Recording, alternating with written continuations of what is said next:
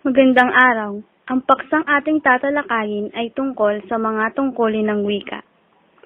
Ang wikang ginagamit natin sa araw-araw ay nakabatay sa ating layunin sa pagsasalita. Sina Brown at Yule ay nangmukhahi na mayroon daw dalawang pangunahing tungkulin ang wika, ang tungkuling transaksyonal at tungkuling interaksyonal. Tungkuling transaksyonal. Ang tungkuling ito ng wika ay nakapokus sa paghahatid ng impormasyon.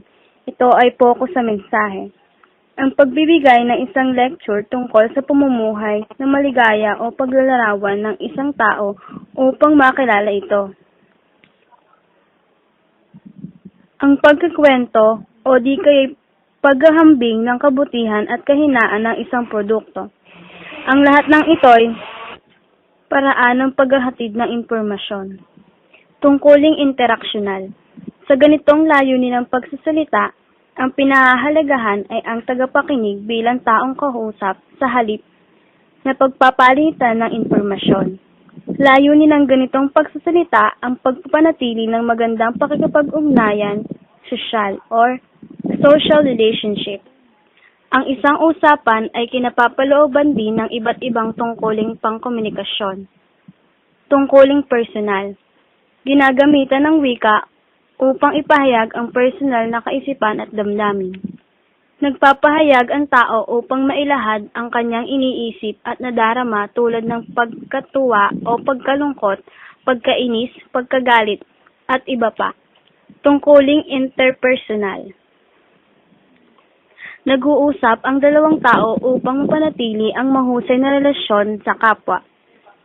Nagbabatian sila, nagpapakilala at nagkukumustahan upang matukoy ang kalagayan ng isa't isa. Tungkuling direktiba. Ginagamit ng tao ang wika upang maisagawa ang nais niyang mangyari. Maaari siyang makiusap, mag-utos, tumanggi, o pumayag sa ipinagagawa o maging masigasig na nais mangyari. Tungkuling referensyal. Ito ang tungkuling malimit gamitin sa talakayan sa classroom. Karaniwan dito'y nagtatalakay, nagtatanong, nag-uulat, o nagpapaliwanag ng paksang pinag-aaralan. Tungkuling imahitibo. Ginagamit natin ang wika upang lumikha ng nais ipahayag.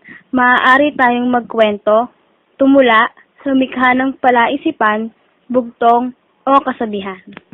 Naway nasiyahan kayo sa ating paksang pinag-aralan tungkol sa mga tungkulin ng wika. Maraming salamat.